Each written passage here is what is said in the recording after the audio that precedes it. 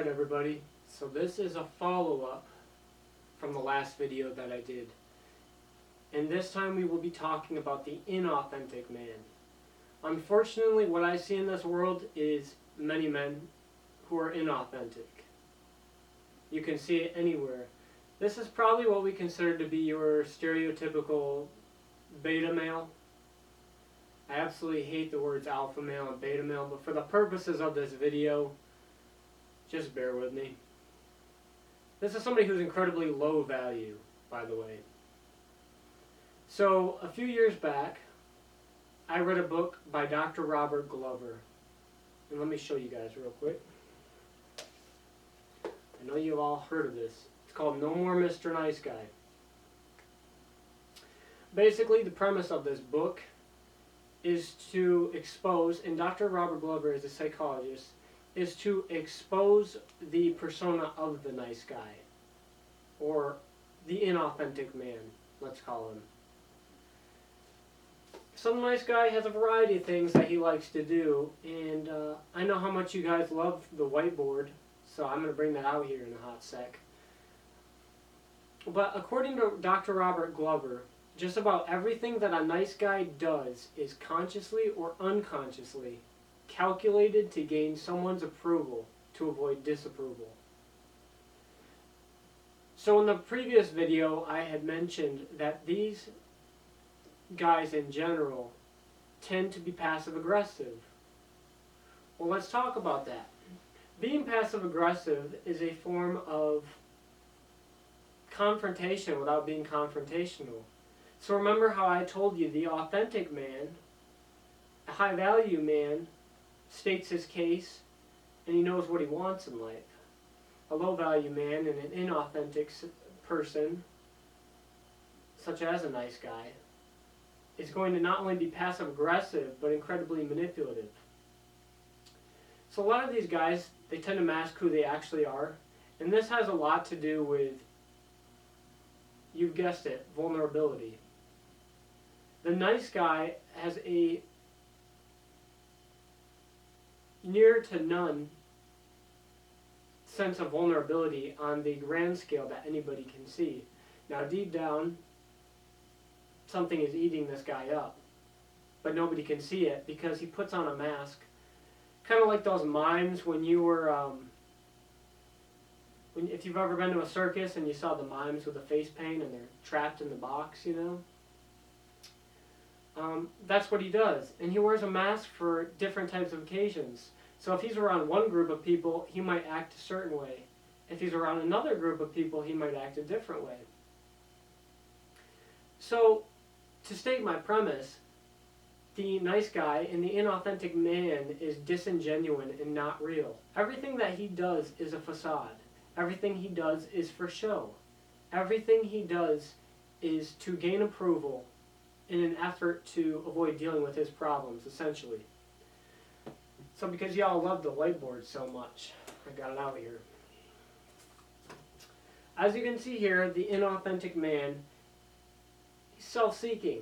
Imagine that. Somebody who gratifies themselves is incredibly selfish? Whoa, I would have never guessed. The biggest thing, and I know the women know this, is that the nice guy does his acts of kindness in an effort to secure cat. And I don't have to spell out what that is because the majority of you are old enough to determine what I'm referring to. They're highly manipulative. So you might find that they guilt trip for rejection, right? If you reject them, let's say maybe a nice guy, let's say a nice guy walks up to a girl at a high school dance, asks her to prom. Well, if he has the balls to actually ask her to prom, he'll walk up to her and he'll say, well, hey, I was wondering if you'd go to prom with me. I'd like to take you. Now that doesn't sound very self-assuring, does it? You know, if I was in the role of a woman, I would find that very off-putting. Not only was the guy's body language kind of like, I don't even know, like a lizard, kind of like a slime ball. It's like, I I guess. Like, he's not even sure of himself. I bet the dude doesn't even know what kind of underwear he's going to wear the next morning, right? So this guy doesn't have a plan, but hey, let's give him the benefit of doubt that he asked her, okay? I'm asking you to calm down and be nice for a second. Be nice to the nice guy. Well, she decides, actually, I'm going with a group of friends. This dude goes, "Pah! Are you kidding me? Well, I didn't want you anyways." And he kind of stomps his feet around and he acts like a 3-year-old with a temper tantrum. The authentic man wouldn't do that. He'd just find an ex-girl to ask that was on the list. Simple as that. They're also known for gaslighting. I find that the majority of nice guys, they tend to gaslight you, you know? And this doesn't just apply to women. Like I said, everything that I say, these people and these personas, they apply to relationships, the workplace, but really anything in a social context, and in a different external environment. Nothing changes. They're still the same person. They're still the same conniving, manipulative. And the scary part of this is that it can be conscious or subconscious. So before I delve into this last point, or these last couple points here, I want to share with you the fact that I had a revelation right in high school, and that I had been a nice guy for a number of years, and it was subconscious. I don't think I wanted, I wasn't seeking, I think I was more seeking the approval and validation that I didn't receive growing up in childhood. And so I would turn to the concept of, oh yeah, I have all these girls like lined up, and she comes over on Wednesdays to hang out with me and study, and I go hit the beach with what's her name on Saturdays, and I think it was more just like being around people. It filled a void in me, allegedly, right? It filled a void in me to be around people and to be affirmed by people, because I'm like, yes, this is what I need, and I'm sucking in all this attention and validation. And let me remind you that that is a feminine trait. So a lot of these nice guys are really acting out of their feminine essence, and they're not meant to be, because they're biologically males. And so when they do this, they're actually depriving themselves of doing the inner work and doing that inner healing that we need to do before we enter relationships and before we get job promotions and before we go out into the world and teach this stuff. And I'm just taking this as a side note to share with you guys. When I do these videos, I am doing work on myself. I do a lot of work on myself, and I read books and I journal, and I'm trying to get more and more in tune with my body, mind, soul, and spirit, because there's a lot of things that can be trapped in our psyche that we're not aware of, and I don't want that to affect any person that I have in my life in the future. So what I wanted to share with you guys is that they don't make their intentions known up front, and this is what they do. The inauthentic man complains about how women are evil and they don't want him. Oh, I'm just not good enough for you, Oh, you're such a, I'm not going to say it, but you can fill in the blank, all right? Bust out your ad-libs books, because there's plenty of adjectives. So it just blows my mind that it all circles back to that victim mentality. X has decided to not do this with me. Y now needs to happen. And they go straight to blaming. So they not only blame themselves and say that, oh, I'm being punished, oh, this, but they blame others and like, well, it's your fault that this, and this. And what terrifies me the most, right, is I came across a theory about a year ago. And it talked about how Disney has programmed young men especially, and you guys can think back to all the movies that you watched that were all like romance movies, but it conditioned men at a young age to think that by chasing after the princess and always showing up for her and taking care of all her problems and burden bearing and bringing her gifts was going to get her to fall in love with you, and that's not how this works. And so when I see these nice guys running around, I don't get upset. I just kind of get sad inside, because you have that ability to change. And I know there might be some of you watching this that feel like you're the nice guy and you're the inauthentic self, and you have to put on this mask for everybody. But I'm telling you right now, busting out of my shell and saying what I want and speaking up for what I believe in probably was the best thing I ever did for myself. And because I feel too often that we compartmentalize how we feel, and that's not good either. I feel like you should have an outlet for your emotions. And this might go against the hyper-masculine part of the manosphere and all these guys, well, emotions are bad, and you know, and not being vulnerable and not opening yourself up to emotions will cause you to spontaneously combust, maybe weeks, maybe months, maybe years, not to mention all the heart problems that come with it.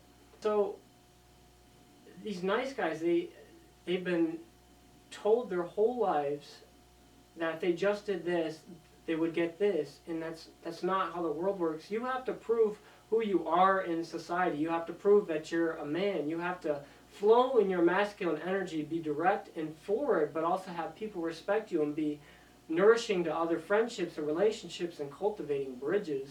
What I also found in nice guys is the majority of them had been raised by feminine figures. So maybe their mom died and they're raised by their grandma.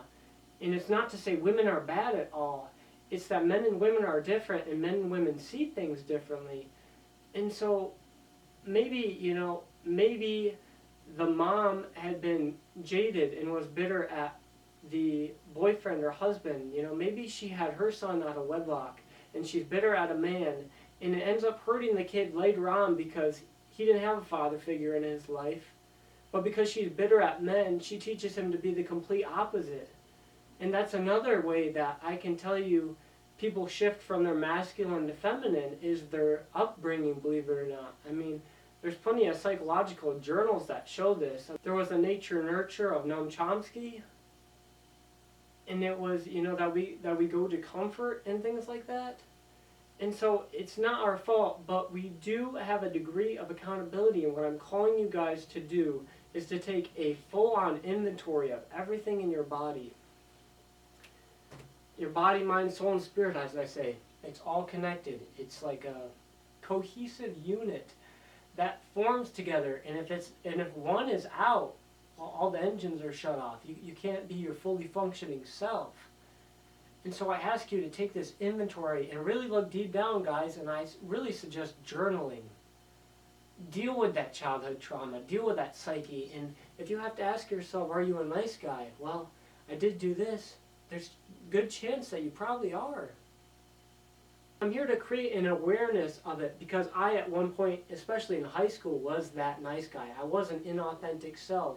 I didn't feel like I could be myself or be vulnerable. So I put on this mask and was not fitting in with who my identity was. And that's detrimental to not only our growth as a person, but to those around us, because we're limiting ourselves of being able to give that gift, the things that we are capable of, the God-given talents that we have been given, that we have chosen to hide from others in fear of what the world thinks.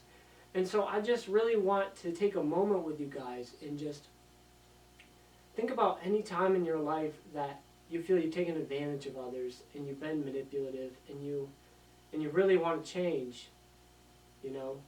I'm not talking about like narcissist or personality disorders, that's a whole nother bag, but if you genuinely want to change, you want to be your authentic self, man, speak up. Speak up, use diction, use your words loud and clear. I use hand gestures, probably because of my ADD, I don't know, but I'm also a little bit Sicilian, so who's to say? But let me tell you something, going back to that authentic man, if you are an authentic man, everybody will respect you in everything that you do, compared to this inauthentic man that I'm describing. You know, there's an old country song by Josh Turner, alright, and I know some of you know it. But the authentic man, when a woman gets a whiff of an authentic man, bro, it's go time in Tennessee. You're at the Nashville Hootenanny, and all you hear is Josh Turner playing in the back, and he says, "Baby, lock the door and turn the lights down low. Play that music real soft and slow. I know y'all know what I'm talking about. So, alright guys, that's it. I hope you learned a lot. I'm here to help you guys. Message me in the comments, and like always, hit the bell upstairs, turn your notifications on, subscribe to my channel. I will be releasing more and more videos in weeks to come. I love you all, and stay frosty.